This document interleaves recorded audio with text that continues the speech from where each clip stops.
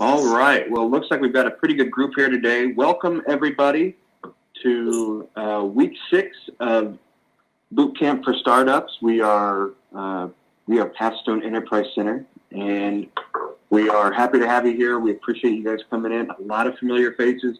Most everybody on here is a return student of the past sessions, and many of you, remember, if you've been here for at least 4 sessions, you get to participate in graduation. We invite you to do that.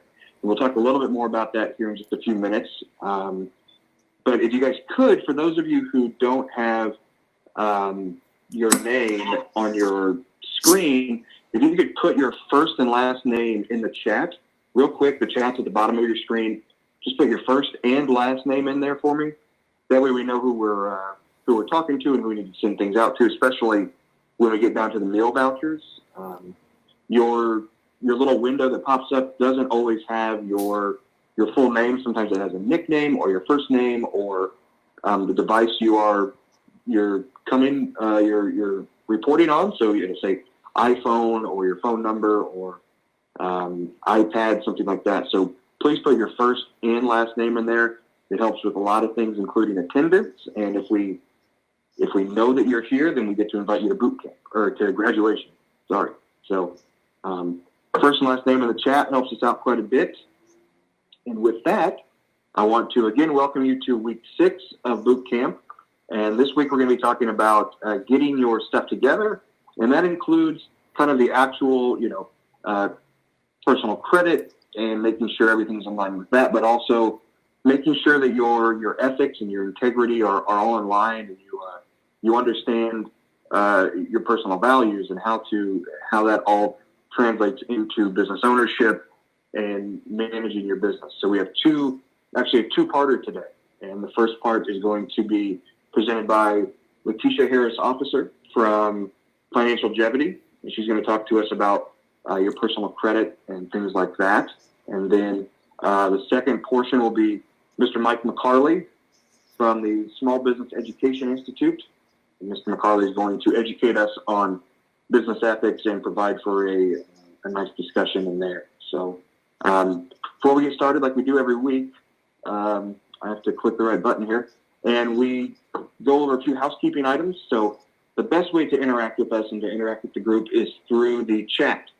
So the chat is at the bottom of your screen there. It's very easy to utilize.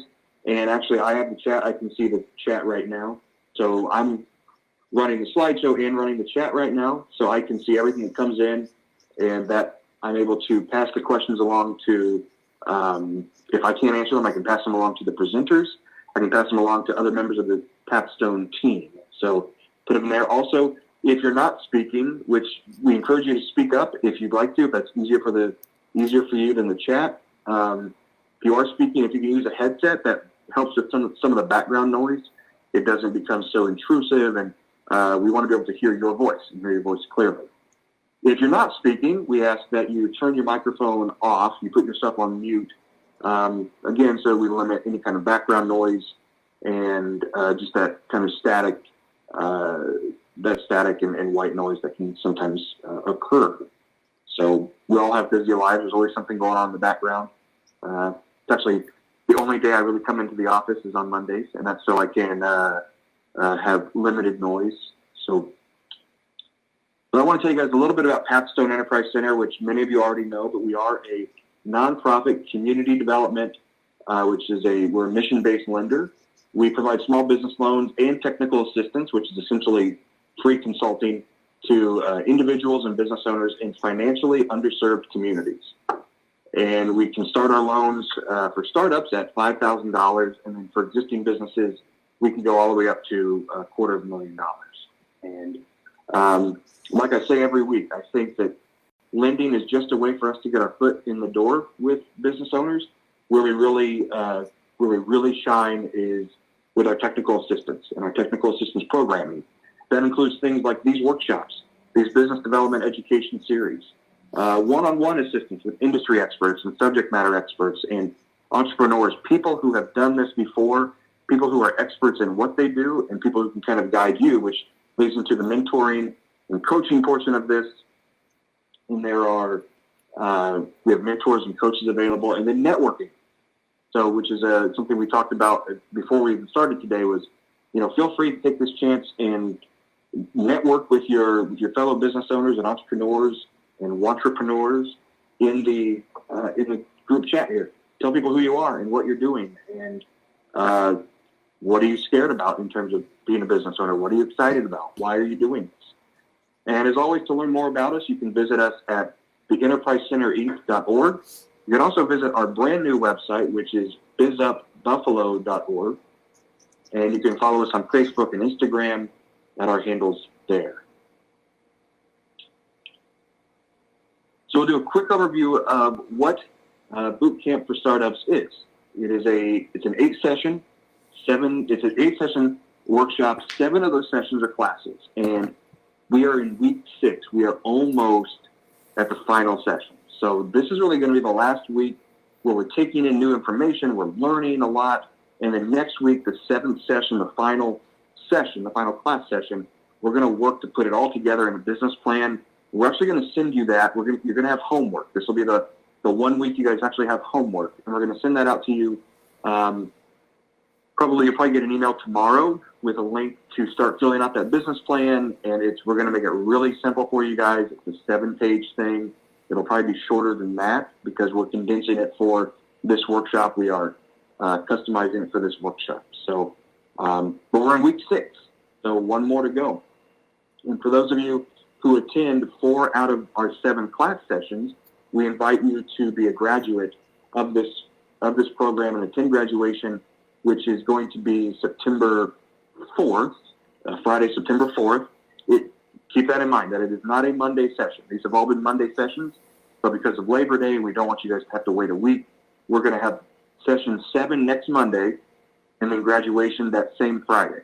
So please be prepared for that, and just know that and we're going to send out an invite to graduation here this week so that everybody can get it on their calendars and all that. So throughout boot camp, what you've learned, and by the end of today, what you'll learn is how to build your idea, how to define your market, start your business, understand your money, understand some of those soft skills that go into being a business, some of those things that are non-technical.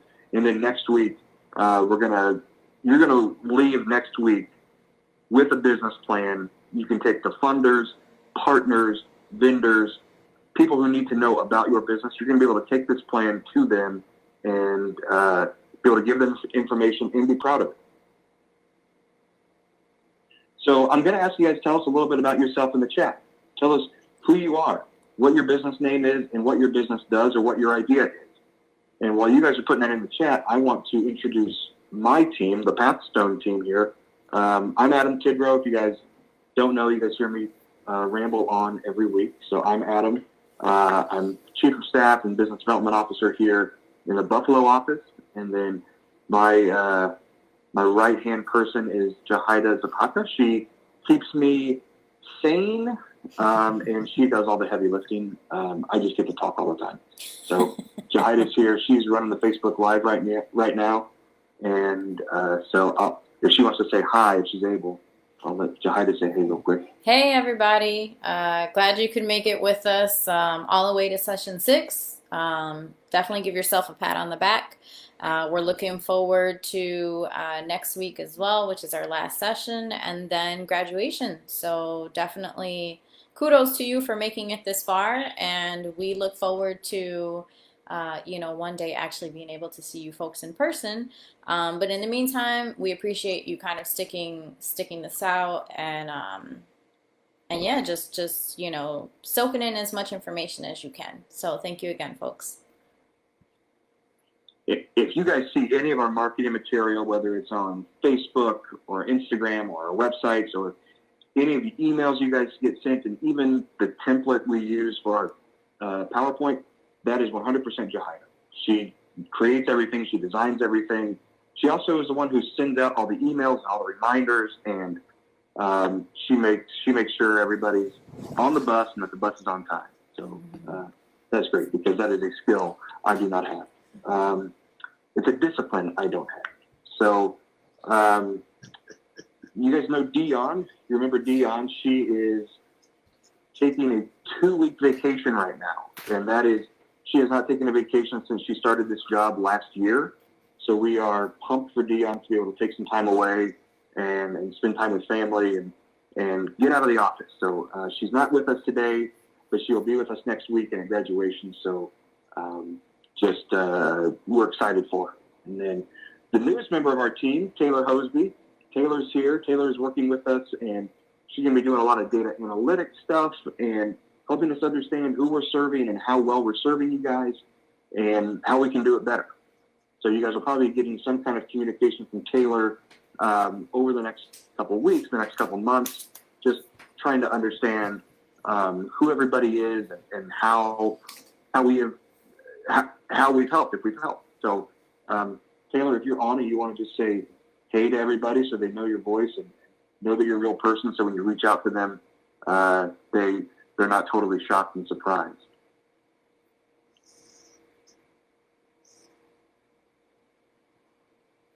I know she's on. I know she was on. She may be. Oh, let's see.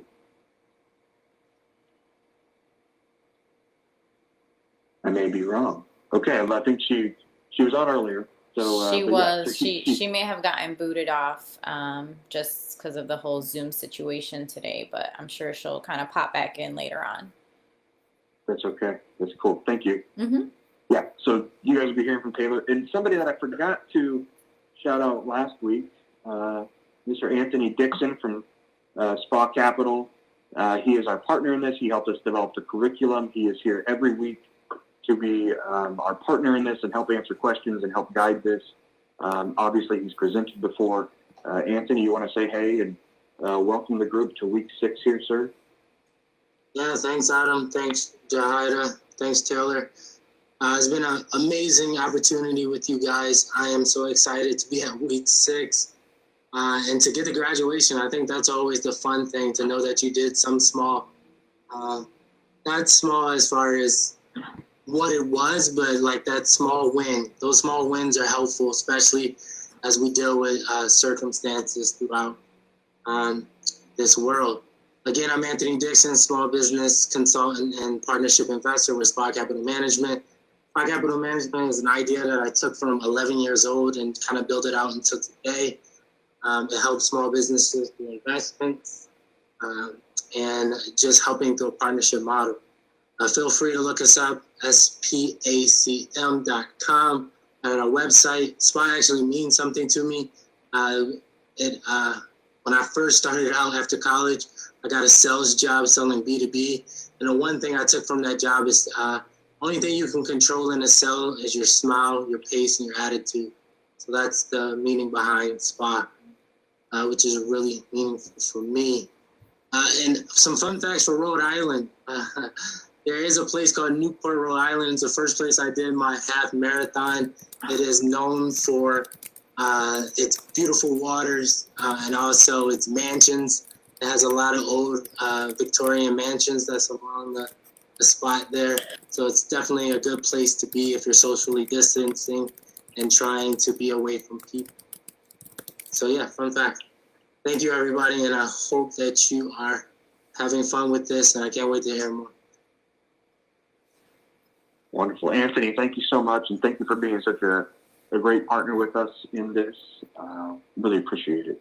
So I want to give a couple people a chance here to tell us who they are and tell us who their business is. So Marilyn, are you able to take yourself off mute and tell us who you are and what your business or business idea is? Do you have just a second to do that?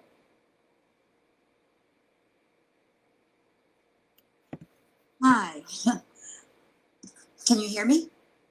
We can. Okay. All right. So I am thinking of starting something. Actually, I have a couple of things going on. My son is on the spectrum, and he has a blog, and he wants to start an online toy store. And he's had a few orders on that, and he needs a lot of hand-holding and technical assistance and stuff like that. His blog does very well. But he was fired from a number of jobs before he was diagnosed. He was diagnosed late.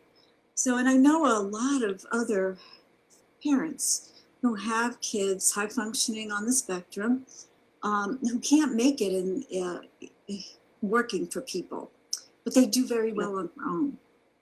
So we are thinking about starting up something to provide them with whatever they need without having it disability related, because a lot of the people with Asperger's don't like to be associated with things with disability. It's humiliating for them. They just need some quiet help. And if they're given that, they can function very well. So we're in kind of the exploration stage. And my son is in, he's got this online blog, and what he's running into is extremely high shipping fees that could kind of, and they've gone up. USPS used to be cheaper than UPS, and he sold a $125 high-end action figure set, and it's going to cost him $75 to ship it with USPS. Oh, wow. Goodness gracious. Yeah, so I think that's a problem for small businesses that don't have corporate accounts and don't have the kind of traffic that you need to get those discounts. So that's another problem we're interested in solving. So as things come up with people, we'll be dealing with a lot of things, but right now everything's kind of in the beginning stages. Well, what a great mission and a great purpose. That's wonderful. It's, again, when you see a problem and you want to fix it, when you see a gap and you want to fill it, that is being an entrepreneur. I'm all about that. That's awesome. Good for you, Marilyn. Thank you. Thank you for sharing. Thank you for doing this. My pleasure. Our pleasure. We love it. So, to get to meet and talk with you guys and get to educate you a little bit. So thanks for joining us. Thank you. And I want to give one more person, Katira. Do you want to introduce yourself and tell us what your business is and who you are?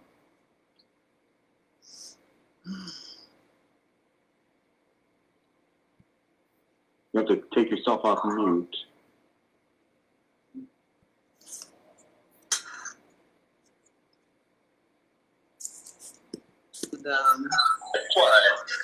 I like the Seagram's wine coolers too. Oh.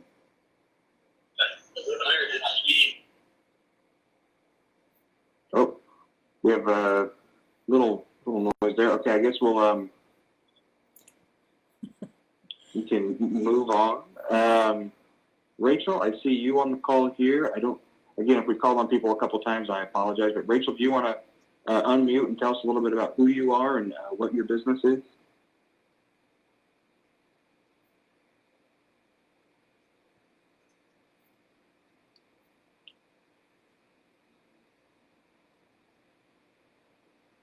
Okay.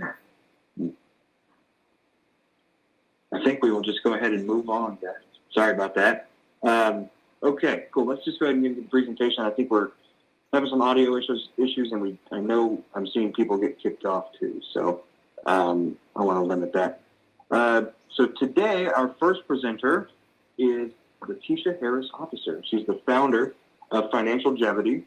And Letitia is going to talk to us today a little bit about kind of getting your stuff together, getting your house in order, and how to do that so that you can maintain your personal credit and rebuild your personal credit. And Letitia, with that, I'm going to give it over to you. Thank you, Adam, and thank everyone for coming today. Mindset is a huge factor that plays into business, into credit, into everything. So the fact that you're taking the steps to invest in yourself by coming to these classes and getting the information, the knowledge that you are looking for, is a step to show that you're in the right direction and you've already started having these thoughts in your head that are going to help you when things get hard. So thank you guys for making it this far. I'm Letitia Harris, Officer. I'm founder of Financial Longevity, where I believe that financial literacy leads to longevity and wealth. So it's not enough to just know how to, fix your credit or budget or that. We want to get you to a point where you're creating wealth. And if you lose everything, you have the skills and the tools to get yourself back out of the hole, because there's nothing that's permanent. So part of what we're talking about today is your business credit versus your personal credit. A lot of small business owners don't realize it, but your personal credit is going to affect your business credit in the beginning. Like, they don't care. Your business could have been up and running, but they're going to want you to either sign some type of guarantee for things. They're going to want to know what your personal finances look like. So it's good to start now. Think of starting your business like preparing yourself to buy a house. When you're preparing to buy a house, you're not applying for credit cards. You're not out purchasing cars. Same thing with business credit. You're not going to make any crazy purchases or anything like that, because it's going to affect your personal credit, which in turn is going to affect your business credit. So what makes up your credit score? Credit utilization, which is like the amounts owed on your credit cards. So if you're looking to increase your credit, you want to get your credit report. And if you do not have a credit card, you need to get one. I know it's like, oh no, I don't want credit, but that is 30% of your score, and you will never be able to get that without a credit card. It's impossible, because that score is directly linked to how much you use your credit card. Now, just because you have a credit card doesn't mean that you have to use it. You could simply just have it for the purpose of building your credit up. But you're occasionally going to want to use it, because different credit card companies have different policies for inactivity. Some are 30 days, 90 days, 4 years. So you want to find out, once you select the card, what their standpoint is in regards to when they cut your card off if you don't use it. Payment history is 35% of your score. This is a very important factor. So when you're part of getting your stuff in order is knowing where your money is going. Create a budget. Know what your expenses are. Know if you need to earn more money. Know if you have a deficit. So payment history, quick fact, if you have a 700 credit score, one missed payment can drop your score 100 points. So paying your bills on time is very, very, very important. And a lot of these companies are making it super easy to make sure that you don't do that. You can either set up notifications on their app where they can remind you, hey, your payment's due in 5 days. Hey, your payment's due today. If you don't want to do that, you can set up reoccurring payments where they'll just automatically take it out on the due date, and they can do the minimum. It doesn't have to be a certain amount. So make sure you pay your bills on time. New credit. This is the inquiries. Every 2 years, these inquiries fall off. So say you apply for something, you know, Capital One or Finger Hut, they're trying to get you to get a card, and you apply for it. That is going to stay on your credit report for 2 years. So just like we're talking about building your business is like preparing for a house. When you're buying a house, they don't want to see that. They don't want to see no inquiries on there. So do not go out just getting a whole bunch of credit. 1 or 2 will still keep you in the green where your score is not affected. But any more than that, 2 a year, no. And definitely not, within 3 to 6 months before you're preparing to have your credit run for a business or if you're purchasing a house. So credit mix, this is one that's harder to get because it's looking at how you can handle different types of credit. So different types of credit cards, in-store cards, that's one type of credit. Your auto loan, that's another type of credit. Having a mortgage, that's another type of credit. So these are the things that they're looking to see how you handle different forms of credit.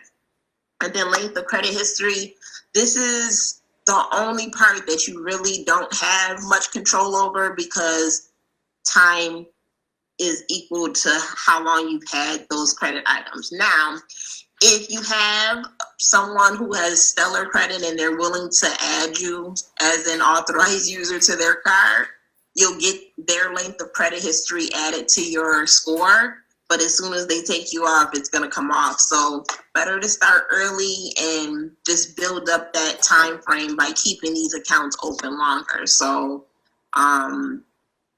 the more accounts that say have 3 years of history combined, the less if you close one account, it's going to affect your score. So next slide, Adam.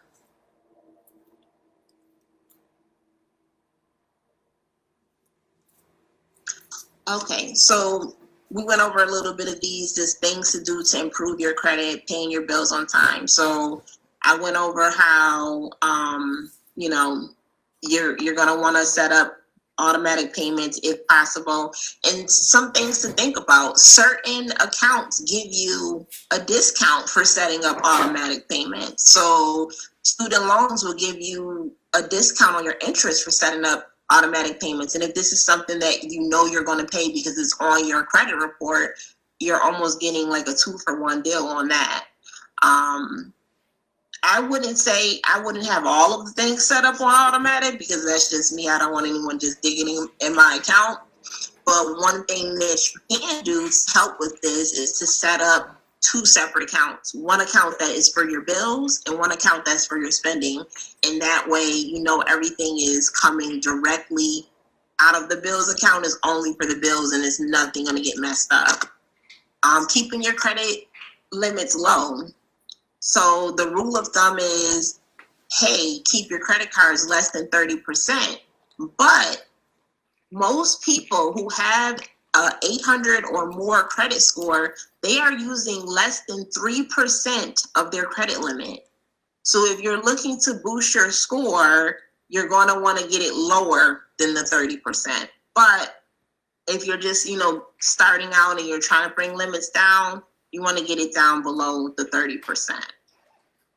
Resist the urge to apply for a ton of new credit. I know I keep stressing this point, but it's huge. Like, if you can control impulse buying or anything like that, it's going to help you in the long run. It's going to help you stick to your budget. It's going to help you create your, you know, fix your credit.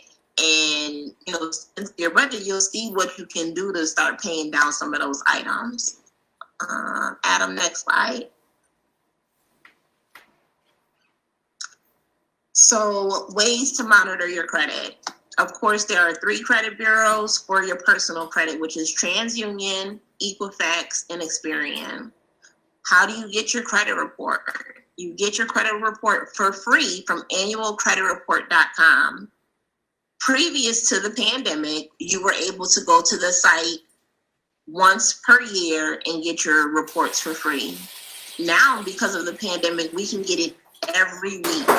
So you can actually start to see if, you know, you're paying off things, if it's updating to your credit report. So I would suggest everyone go out, get your credit reports, see what's on there. Sometimes in certain apps like Credit Karma or Credit Sesame, certain things that they're not using to factor into your score are not going to show up on the report. But if you pull your actual report from the credit bureaus, which through the site of annualcreditreport.com, you'll get the direct reports from the credit bureaus, and you'll be able to see when things are falling off, things that are still on there. And these are the things that when you're applying for business credit, they're going to pull your credit report. They're not just going to look at the score. They're going to want to see what's on there. Did you have a judgment from 9 years ago, 7 years ago? Did you default on credit cards? They're going to want to see those things. So they're going to pull the credit report. So better you look at your report first before being surprised. And then monitoring your score. Your FICO score is what banks use to determine credit. Now, the credit companies have created their own score, which is called Vantage Score. So Credit Karma and Credit Sesame, these sites use Vantage Score. So it's a good basis, but this score is not your real score because they're using a different factor to weigh the score. But it's going to give you a good idea. Usually it's about 100 points off. But it'll give you a good place to start, and you can actually see, because it breaks everything down. Like Credit Sesame gives you A, B, C, D, and it lets you know each category, whether you're a whether you're a B, and it'll give you suggestions on what to do to fix it as well. Credit Karma is not going to be in that format, but it will break down each card, and it'll tell you, okay, this credit card, you're using 100% of your utilization. You're using 10%. So you'll have an idea. You don't have to necessarily calculate it if you don't want to. Business credit. There is a site, NAV, where they will give you a business credit score. Your business, even if you don't have any credit, may have a business credit score. So you can check it out. It'll also give you suggestions on how to apply for business credit that will, you have the potential to get. So those are the ways to, monitor and check your credit. Next slide.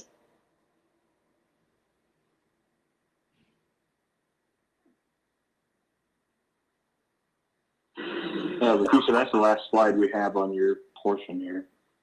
Okay. Did anyone have any questions? I know I'm going quick because I only have a little bit of time. They, want to save the good stuff with Mike for you. No, we've had a lot of interest here in the chat about getting in contact with you. Would you be willing to give people your contact information and maybe put it in the chat as well? Yes, I will put that information in the chat for everyone. Can you tell us a little bit about what that process is like for somebody who's looking for credit repair services with you? Sure. So when you meet with me, what we're going to do is go over your score, your credit reports, and then we would develop a plan specifically for you. So a lot of other credit repair people, they want to do a one person, all person fit, all type thing. I do a plan specifically tailored to your goals. That's the first thing I'm going to ask you, because it doesn't matter what I want to do. It matters what you want to do with your credit. And then we'll go over, what you need to do to reach those goals, and we'll tailor your plan specifically to that. But the first meeting, we don't do much other than just assessing your goals, what issues you have on your credit report to repair, and we'll make some suggestions from there.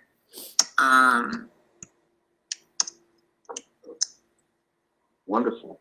Well, Leticia, thank you. If anybody has any questions, please put them in the. I was going to say I had a question. Yeah, I put this question in the chat, but it didn't get looked at. But this is something that I found affected our credit utilization, that even though we've been paying bills on time, that there have been a couple of credit card companies that just arbitrarily dropped the credit limit, even though we're like not spending it and just trying to, maintain on-time payments. So then from what you just said, credit utilization, I mean, how do you, I feel like we're helpless to what can we do to combat them doing that to us? So right now, because of the pandemic, that has happened a lot. And pretty much anytime that there's a recession or anything, credit card companies start dropping limits. Usually they do it for a number of reasons. If you're not using that card frequently, they don't want you to then, because it's a recession, use the card up. They also will do it because they're always monitoring your credit. Like when you pull up your annualcreditreport.com, it'll show you how many times they've checked your credit in the last year. And most of your credit card companies are checking it every month. So if there's other factors, say you're perfect on your credit cards, but you start slipping on your mortgage or you start slipping on something else, they'll be like, okay, that's an indicator that she's in trouble, and they're going to want to drop their credit limits to limit their risk.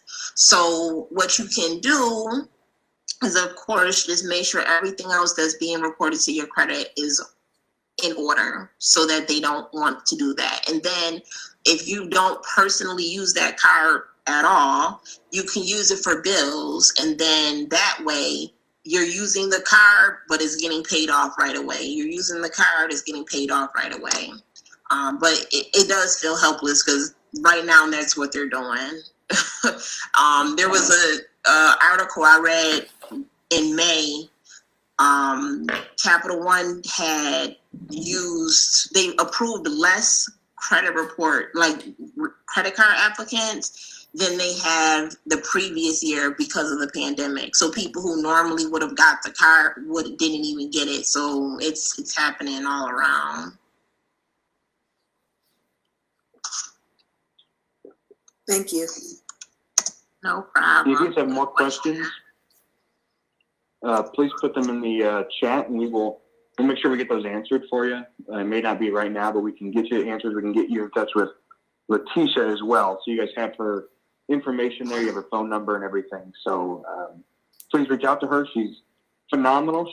That's why we work with her, and we've worked with her for a while now. We will continue to work with her, is because she's great.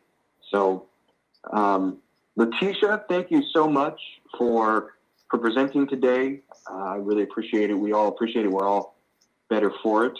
And if you guys did not catch Letitia on Money Talks last month, we will provide a link to one of the videos in Money Talks, or from Money Talks, in the email we send out to you guys. We'll provide that so you guys can see her entire 4-week series on credit repair and personal budgeting and personal finance. So, and that's through PathStone. Again, it's free, and you'll have the links to the videos on that. So, Letitia, thank you so much. Oh, you're welcome. Thank you for having me. Have a great day, everyone. And with that, we will turn it over now to Mr. Michael McCarley. Mr. McCarley, I'm going to, here in just a second, I'm going to give the hosting privileges over to you. So be ready for that. But Mr. McCarley he's a small business reengineering specialist, and he is with the Small Business Education Institute. And for those of you in Buffalo, there's a good chance you already know Mr. McCarley. He was one of the first people I met when I moved here, and I found out very quickly that everybody and their brother knows him. So I'm going to give it over to Mr. McCarley now to talk about business ethics as an entrepreneur, and we will do that right now. Let's see. Here we go. Good afternoon, everyone. How are we doing today? Hey, Barbara, how you doing? All righty. Today is actually going to be kind of interesting. Business ethics. Yeah. Interesting topic. Is anybody offhand on the call? Can they give me a definition of really what business ethics is all about?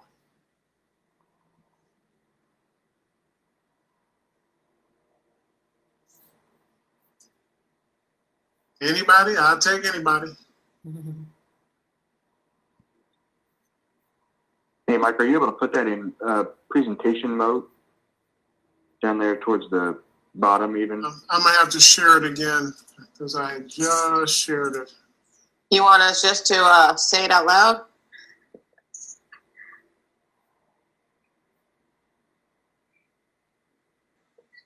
We've got a few answers here in the chat, Mike. We've got conducting business ethically, also to avoid lawsuits, not screwing people over, no underhanded tactics to make money, and ethics is a code of doing things. Those are actually pretty good. Can you see my screen now?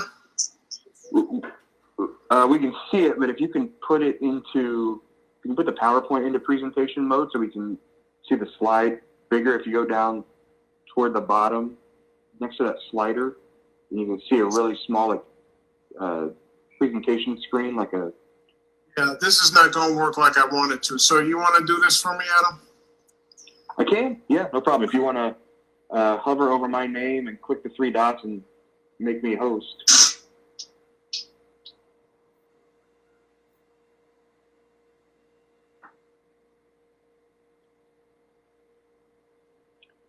technology, everybody. You guys know how this goes. Yeah. All right. I was gonna say, So we if Mike just hits the slideshow, it'll go to full screen.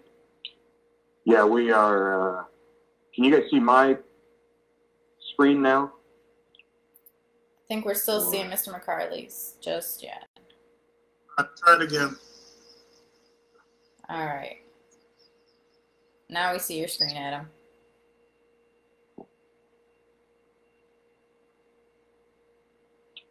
All right, here we go. All right. So some of the definitions that were actually given are quite interesting, and some of them are relatively close. The business ethics I'm actually going to talk about today is a little different, only in that I want people to really start thinking about more of what's going to happen tomorrow as opposed to today. And when I say that, I'm talking from a size perspective. A lot of the individuals, and please correct me if I'm wrong, that are part of this presentation have probably less than 5 employees. There may be 1 or 2 individuals that that's an exception to. But is there anybody on here that has more than 5 employees? And if you do, please put the information in the chat. Can you go to the next screen, Adam?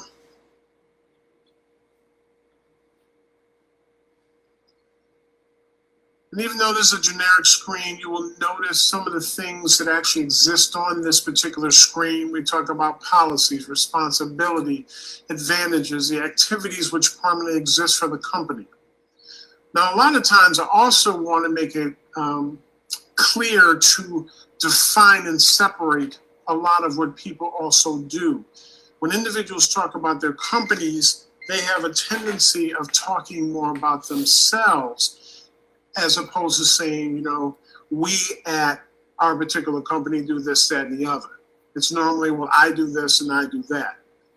And you want to even verbally create some type of separation that exists, because not everybody knows what you have and, more importantly, what you don't have. But for those of you that do a lot of advertising and marketing, some people don't even question how large you are as a company. So if I want to order something for you, my first question out of my mouth is not, are you large enough to actually handle it? But there are some people's websites, if you actually take a look at them, you can actually tell that it's just a single individual which is actually running the company. And the minute you run into an issue, folks will have a tendency of stopping their orders. They don't communicate well with you. There's always some kind of problem that happens to come up. And in some particular instances, there will be a case which brings up an aspect of ethics, as in how was stuff done. Next slide, please. Now, what I have a tendency to do with most individuals, you can participate in this if you wish. I think it's normally important for people to understand that as you run a business, you have to be mentally, physically, financially, and spiritually in line with yourselves. And when I talk about spiritually, by the way, I'm not necessarily talking about religion, but I am talking about that in some way, shape, or form, that there is a certain alignment with regard to inner peace, whatever that might be. So if you have this little piece of paper on the side or whatever, M is for mental, P is for physical, F is for financial, and S is for spiritual. And each one of the boxes below that, mark from 1 to 25 exactly where you think you are in that particular piece. So mentally, are you at the top of your game? I mean, nothing can penetrate, your cranium. You're at a 25. However, if you're having some difficulties, you're forgetting things, you forgot your keys yesterday, you left them someplace, lost a wallet, misplaced a credit card, it might be a little more like a 5 to 7. And I want you to be honest with yourself, because this is for you, not necessarily for me. Physical, where are you at with regard to your physical body? Can you run around the block in less than 10 minutes? Can you lift a box of at least 25 pounds? Are you heavy breathing? Do you have physical difficulties which sometimes might inhibit part of what you do?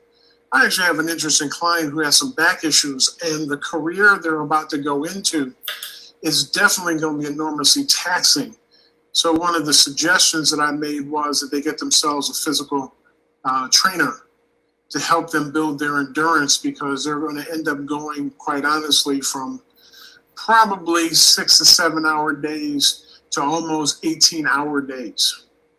So it's important to really pay attention to where you're at from a physical aspect. Financial, definitely want you to be honest with yourself.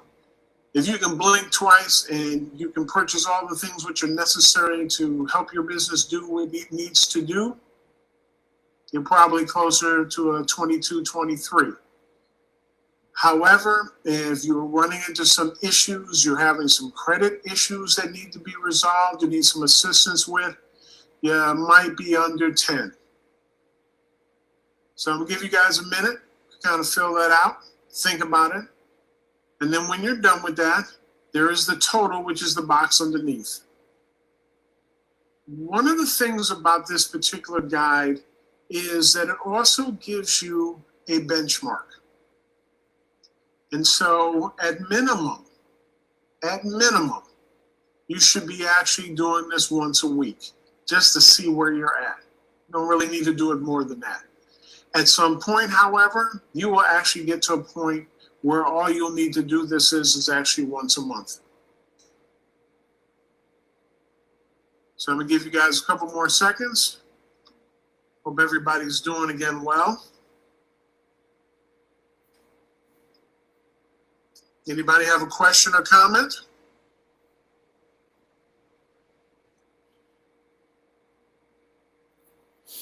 Moral integrity. I like that. I like that. All righty, Adam, can I get the next slide, please? So, what is business ethics? Simply, it's the execution of a business policy procedure regarding, what people call potentially controversial issues. And as we are very familiar with nowadays, almost everything is a controversial issue. From saying hello and greetings to the morning to, quite honestly, people making purchases and you're handing them over and someone actually has got an issue with the way it was handed over, the way you looked at them. What's become enormously unique is if you're not one that's used to doing visual sales, such as like Zoom or whatever, it actually is going to take you to a very different place. And I tell people the best way to practice for quote unquote over internet communications is take a look in a mirror and actually do your presentation in front of a mirror and look at yourself and look at how you move, look at your facial expressions. But when we talk about executing, the first two, there are a couple people that really kind of applies with, which is an aspect of corporate governance. Insider trading, if you happen to be a publicly traded company. Now, the issue with the first two has a tendency of being you are dealing with not only a public, but you are also dealing with a large enough company, i.e. definitely more than 5 employees, and quite honestly, on the average, you probably have more than 25 employees.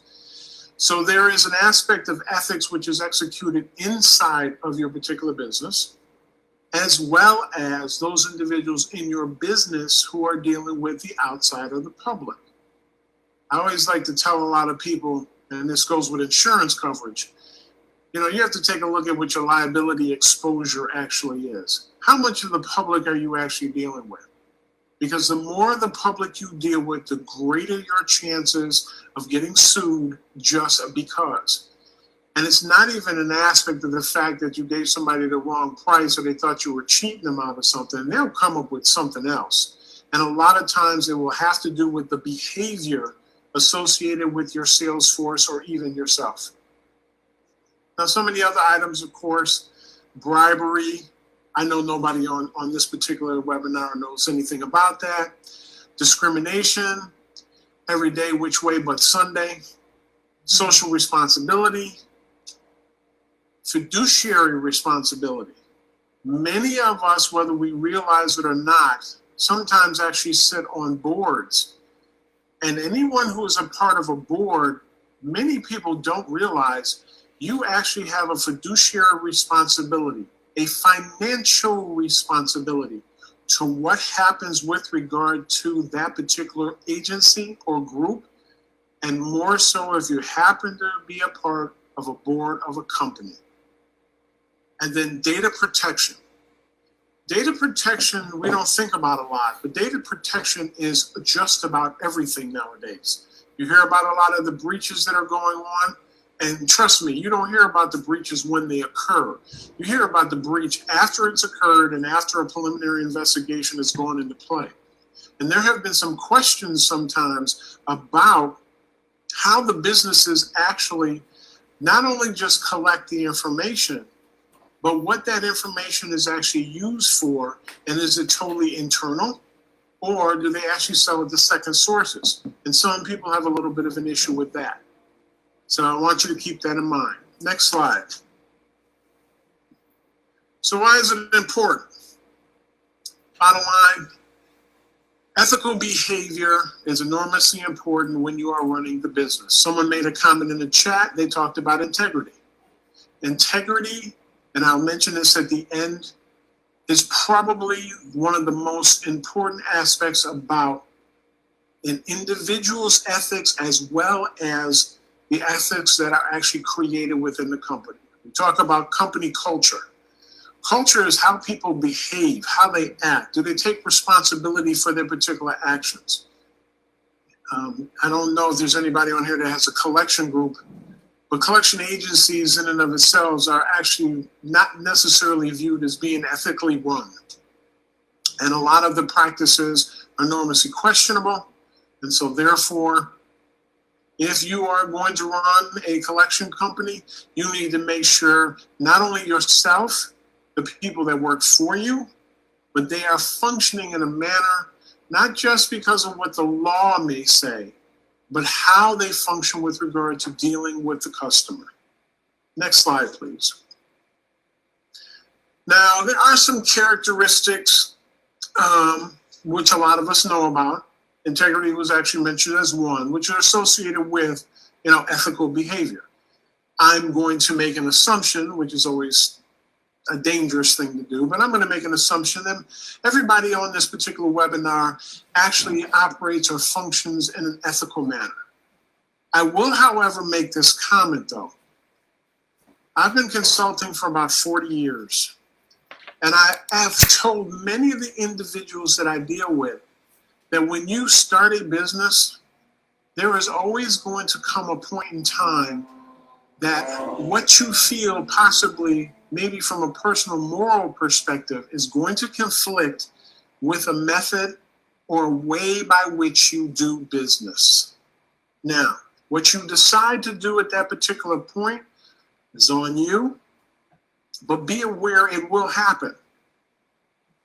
The more you compromise your particular position ethically, the more dangerous it becomes as your company moves forward and grows, because you leave yourself exposed to a lot of things, and lawsuits are just the beginning. Next slide, please. So I know we're all honest people. For people, everybody, you can put a thumbs up in the reactions. We're all honest people, right? Let me see those thumbs up.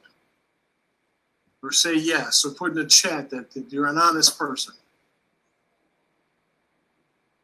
All right, we're getting a couple of them in there. Okay, we're getting a couple people. Where are the rest of you folks? Are you telling me, are you being honest and telling me that you're not honest? I'd appreciate that as well. Okay, we're getting a couple more people. Honesty is enormously important. It's important because it carries through for what you say are you going to do. You are not misleading anybody, even if you're trying to make a sale. Because sales actually should never be made in a matter of desperation. They should be made because you're actually trying to solve somebody else's need. Again, we talked about integrity. I know there's no one on this webinar that's unscrupulous. Can you keep a promise? And what's worse is sometimes people are actually justifying the fact of what did not happen. Now, let me tell you, you run a business, or I'll give you a more specific example. I knew somebody who was a printer, had a government contract. That individual seemed to have more issues with trying to get the product to the particular client. And technically there was always an excuse, but they would promise that the product would be delivered on time. Eventually they ended up losing that particular contract because the contract officer really just kind of got to a point that they didn't care how much it was promised. Product was never delivered on time. And promises are enormously important. Even if your client says, will you promise me this? Do you guarantee this? I actually tell people, please, do not make promises you cannot keep. Do not do guarantees that you know you cannot do. Yes, Barbara, very, very true. Under promise and over deliver. Does anybody happen to know, well, before COVID anyway, what company actually created an interesting wow factor associated with their ability to deliver products and service? You put it in the chat. What company provided that kind of wow that kept a promise? Anybody? Domino's was actually injured. FedEx tried to do some stuff. Amazon was definitely one of those companies. You ever notice they always gave a date range for delivery? And actually, I believe the rate was something like 97.5% of the time, the deliveries were actually done before the date range, which created this interesting wow. Now, the dangerous part to that is the fact is it's sustainable. And one of the things that became discovered because of COVID is that it wasn't. Heck, I ordered a mattress for a bed. First thing, they lost it. And then it took them another 4 weeks afterwards before they actually figured out what was actually going on.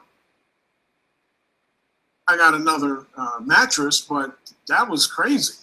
I'm looking and paid good money to have a product delivered to me that quite honestly I needed because I'm having back pains. And it was not delivered. And so needless to say, I've actually crossed that list off my company, that company off my list of actually making purchases from.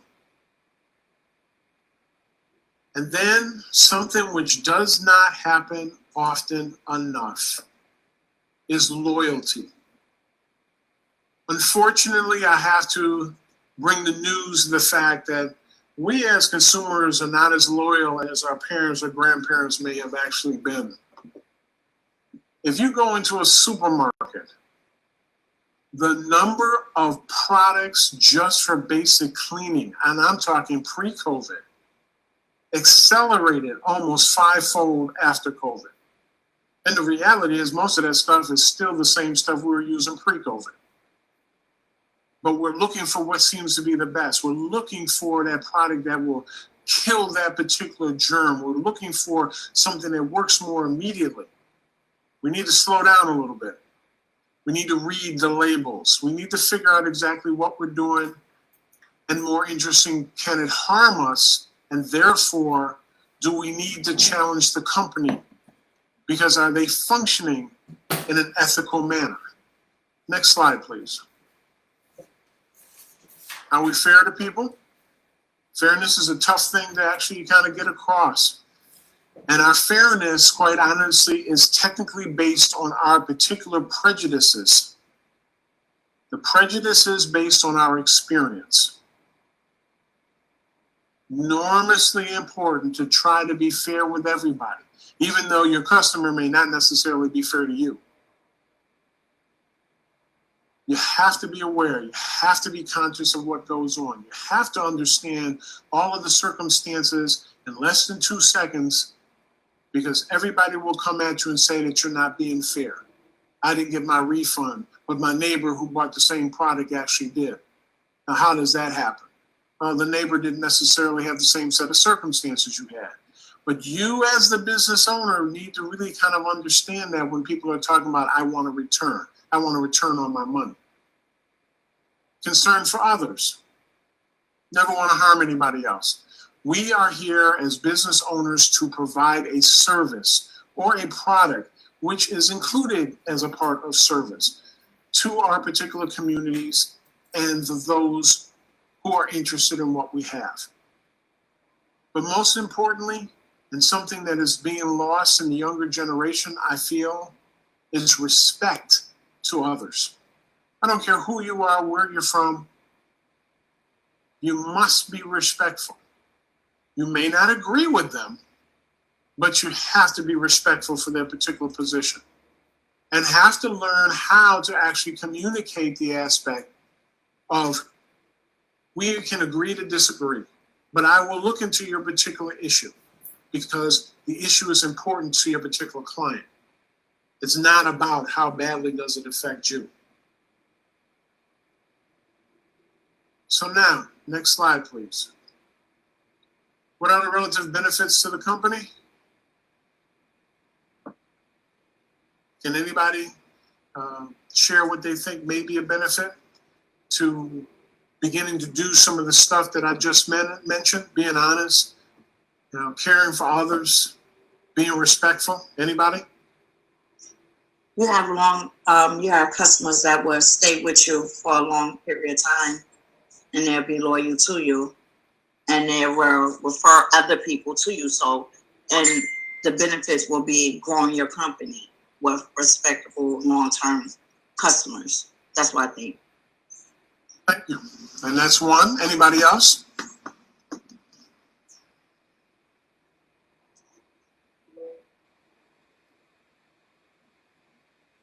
Come on, we got a lot of people. Oh, No, I'm go- sorry. Go on. Do you want to go ahead? Oh, no, go on, go. Okay, thank you. I was just going to say something similar, but when you operate with a strong character, like being morally sound, like according to, like how you're feeling, how other people would feel is something that you can take with you for a long time too. I say longevity, but if somebody remembers how good you made them feel, like for feeling cared for and respected and heard, I think that longevity is definitely something that comes with it, but how you make a person feel. Thank you very much. Anybody else? This is Sydney. I would also add, based on what Jasmine and I can't think of what our mommy's village, her name, but also in the long run, if you have a moral and ethical standing and you provide a quality service, you can actually increase your profits because people will pay for good services as well. And it also will minimize the possibility for lawsuits in the future as well. All right. And I noticed some of the comments that are actually made, and yes, I would definitely agree. But there are some other interesting things that occur with regard to benefits of the company.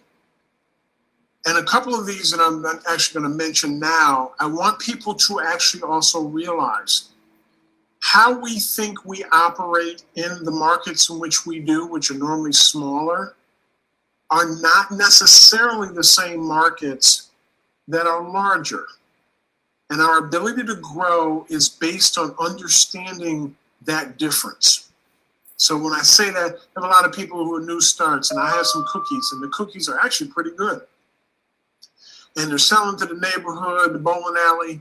They're taking them to work. People are buying them. Sales after the second year actually increases to $40,000 or $50,000 a year.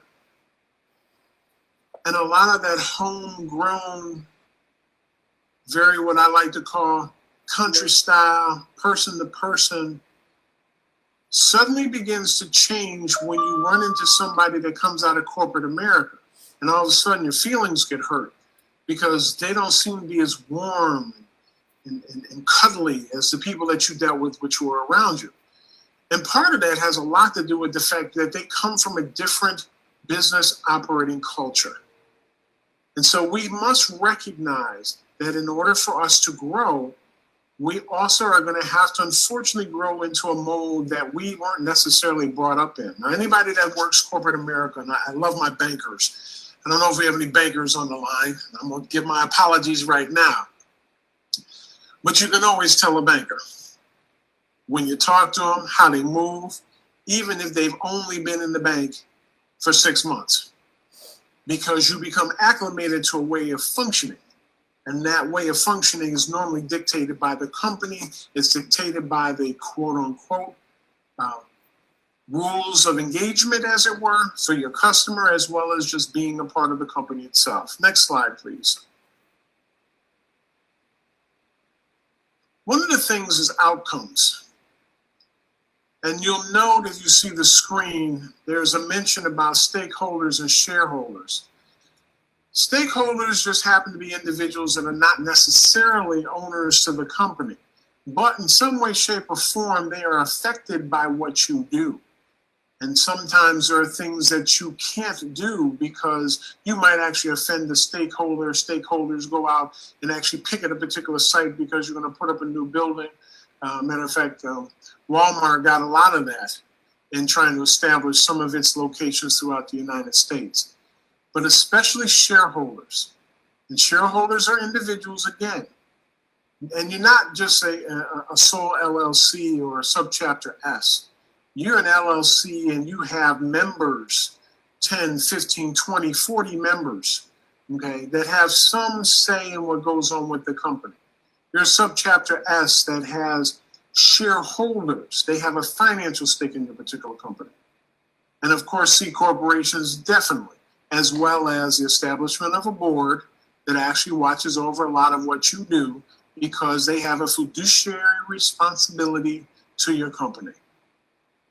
Your data, I talked about that earlier, to be protected vigorously. So if you're collecting information on your particular quote-unquote clients, and quite honestly, other than name, address, and email, if you're getting social security numbers, if you're getting credit card numbers, that data and information needs to be protected with your life.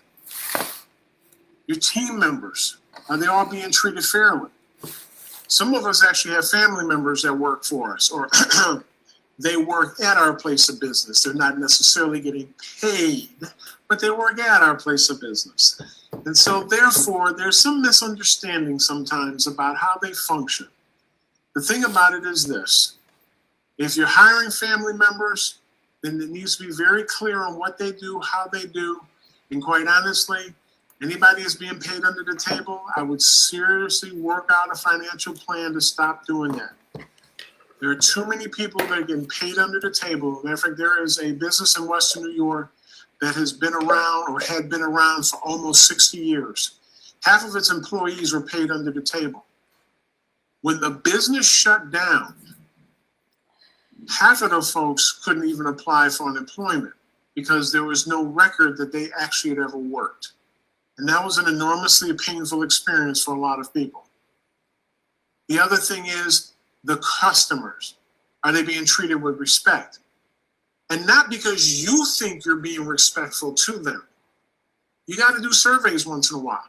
How do you feel? How do you feel about the service? How did you feel about the salesperson that dealt with you? Is there something that we could do better?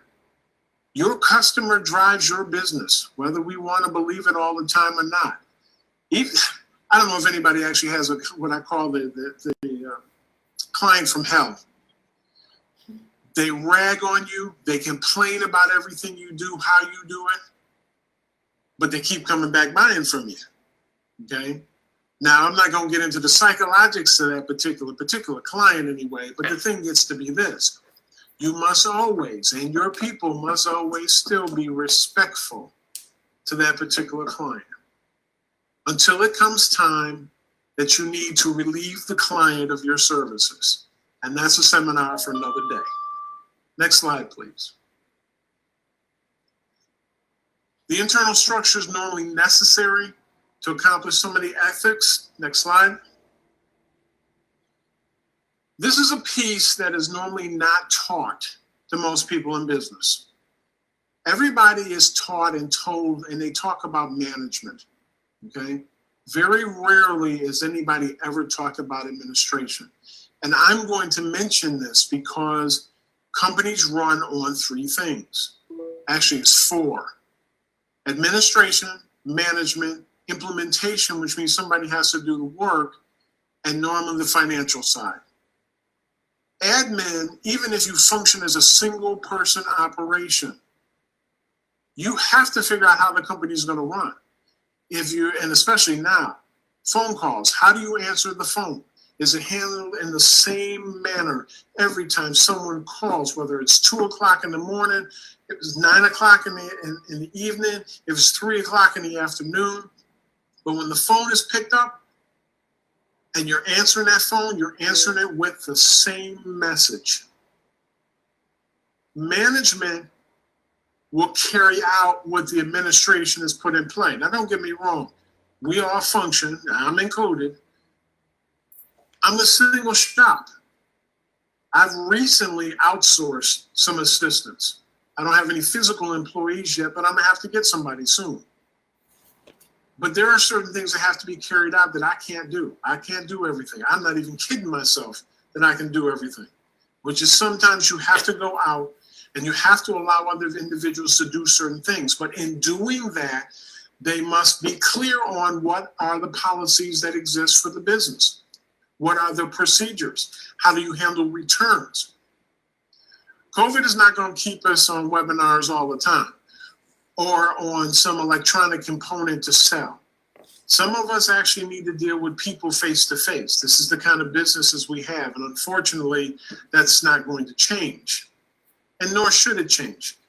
Because I think we need to really kind of, even if we can't touch anybody, even at 6 feet apart, at least I can see you, I can look in your eyes. I can tell if you're interested or not. I may not be able to tell that on Zoom, and especially now. And this is a side note as a side advertisement. I think everybody that goes on any type of education platform should actually be prepared to show your face. I had an interesting conversation with a particular client of mine who was a buyer. And the first thing they said to me on a webinar that we did was, I want you to send me all the names of the individuals to whom their faces were on the webinar. I'm not interested in anybody that wasn't. And there was one person in particular I knew could have actually used this particular contract from this buyer. But I had to do what the buyer asked me. And it's unfortunate because that was quite a large contract that they lost. So you should be willing to come on. Don't get me wrong, we're all busy. Listen, I watch people on their cell phones or typing other things. I know they're not paying attention, but that's all right. Show your face. Show that you're there. You're here in all person, not in ghost or shadow, right? And again, implementation is just to follow through with the management's request. Management will deal with implementation, will deal with labor.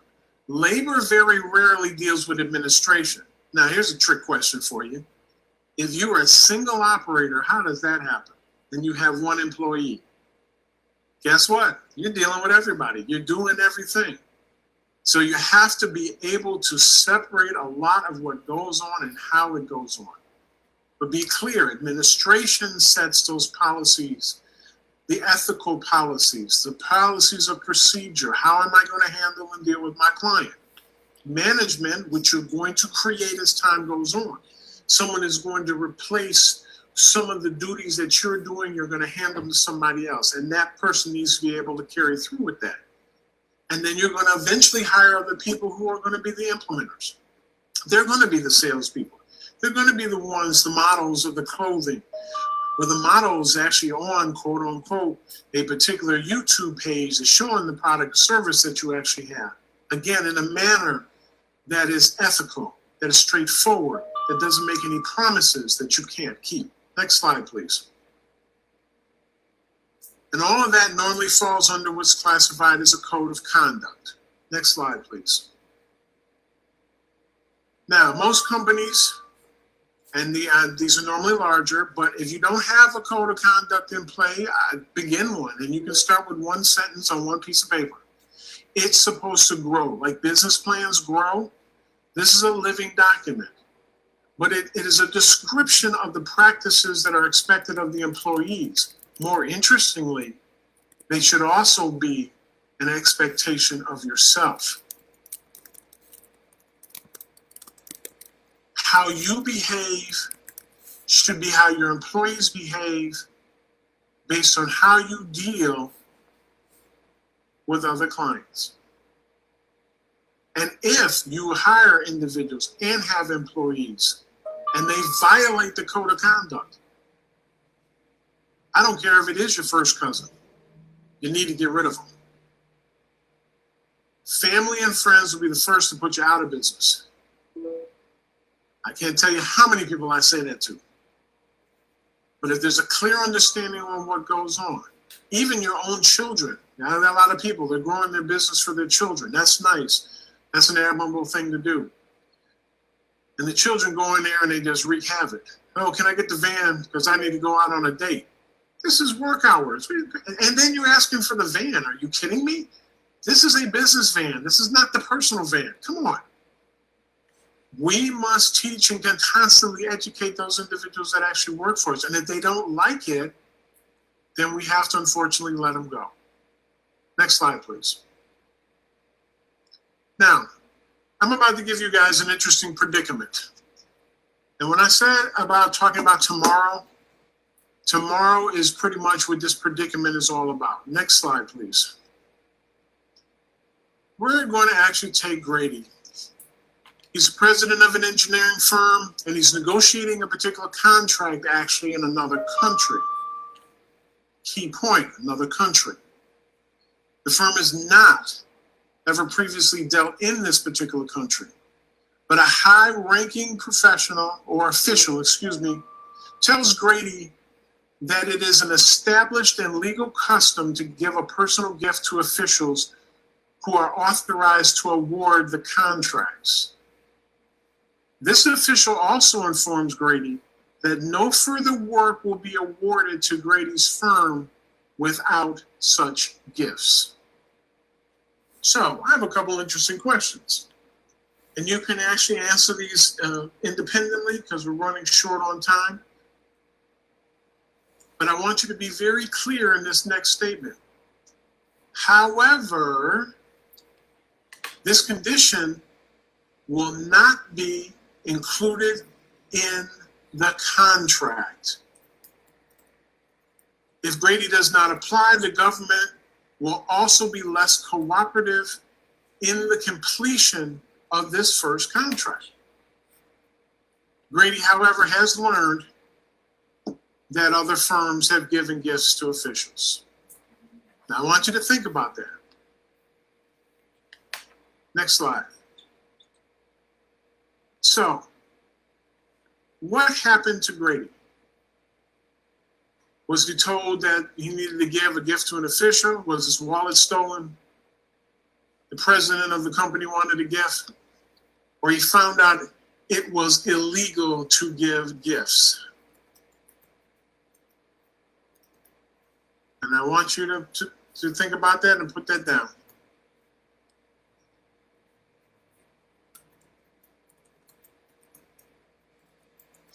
Yes, Ms. Dixon, yes, this does sound like a cultural custom.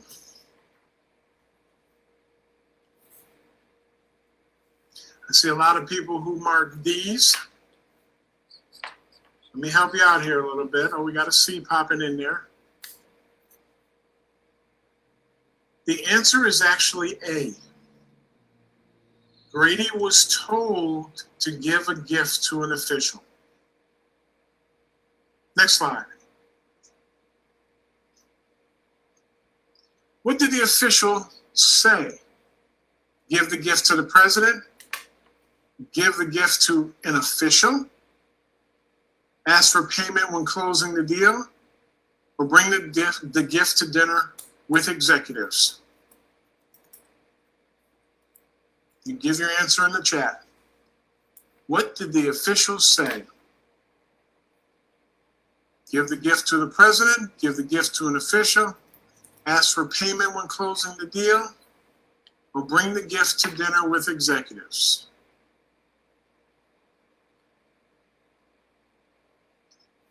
Put your answers in the chat, people.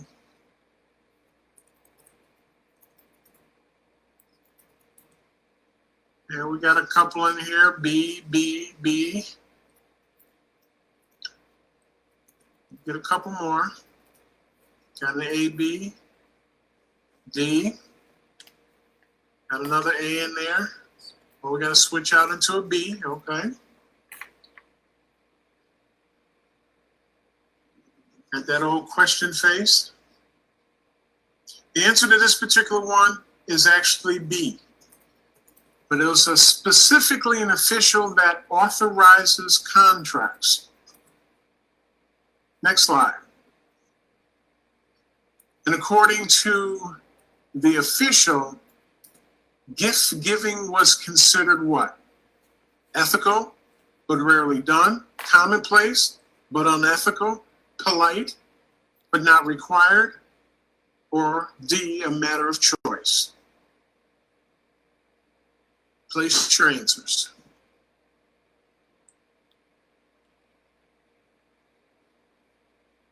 According to the official, gift giving was considered either A,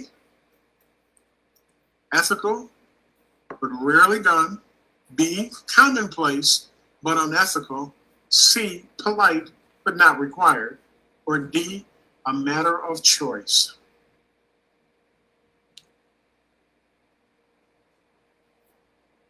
Wait, get a couple more in here.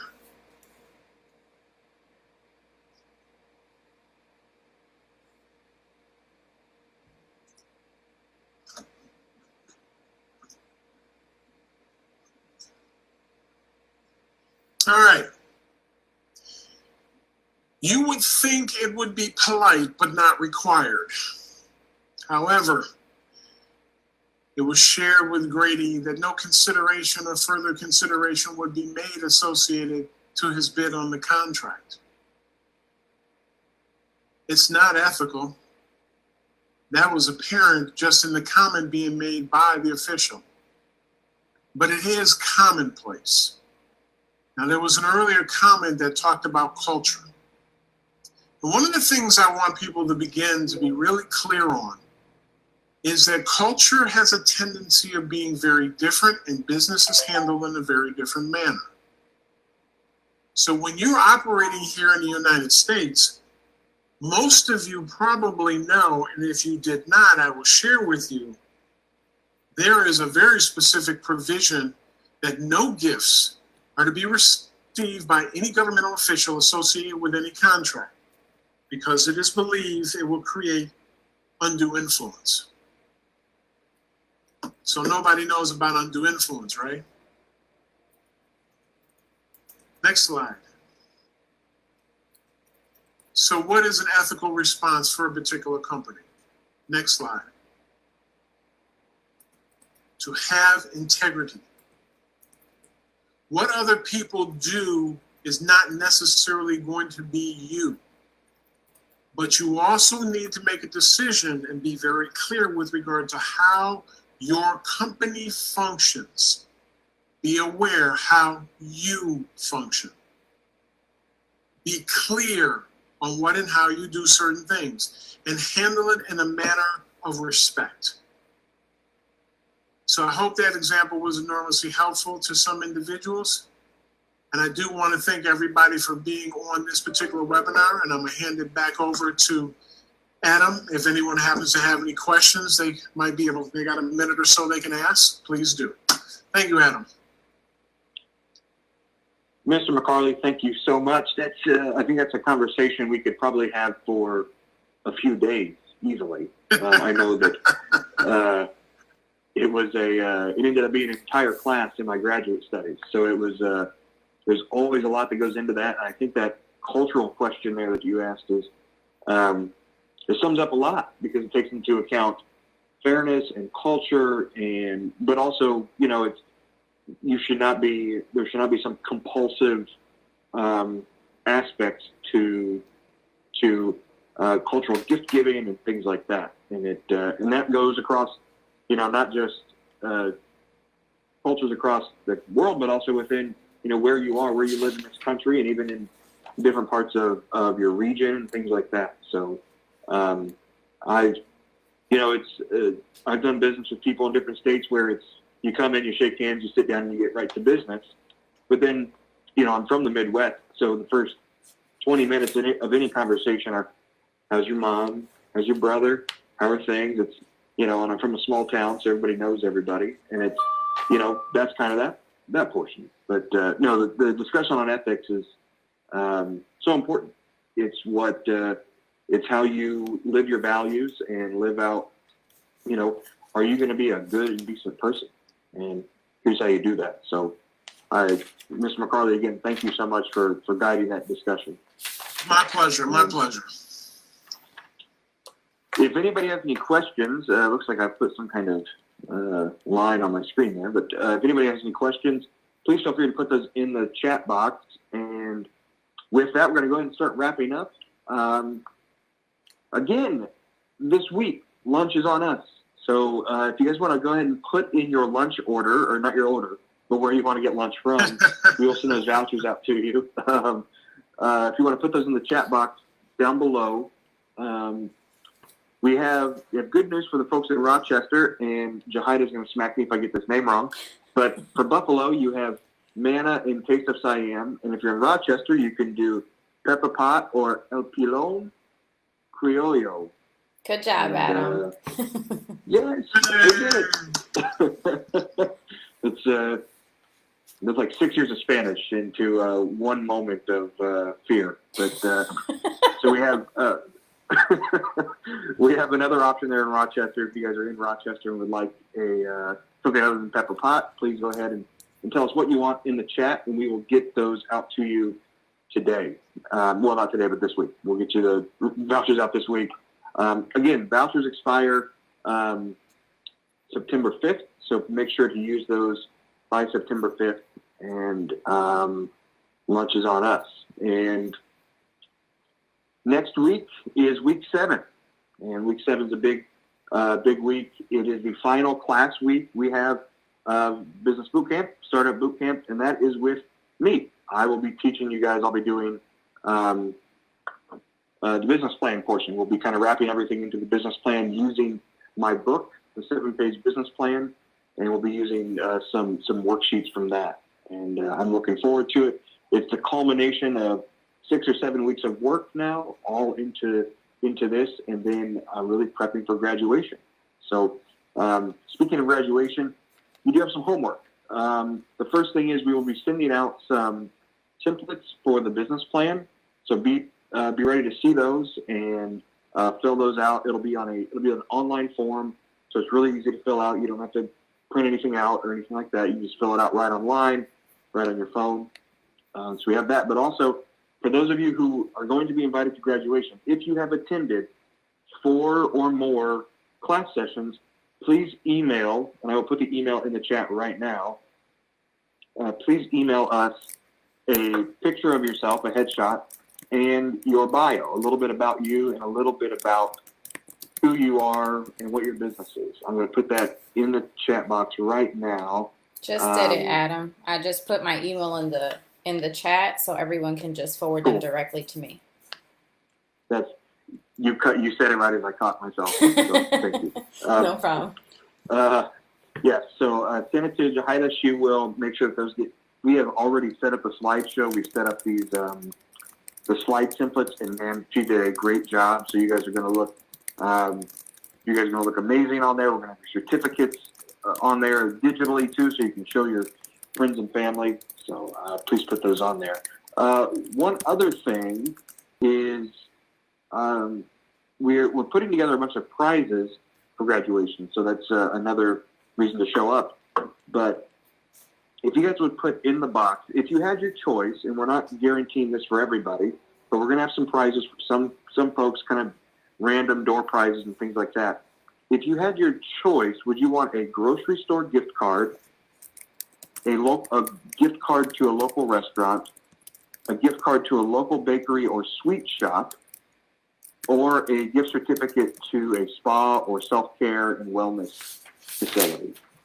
Again, that's grocery store, local restaurant, local bakery or sweet shop, and then a spa or self-care and wellness facility. Put in the chat what you would prefer, and we're going to take that into consideration as we get the prizes ready for graduation next Friday. Next Friday, it's coming up quick.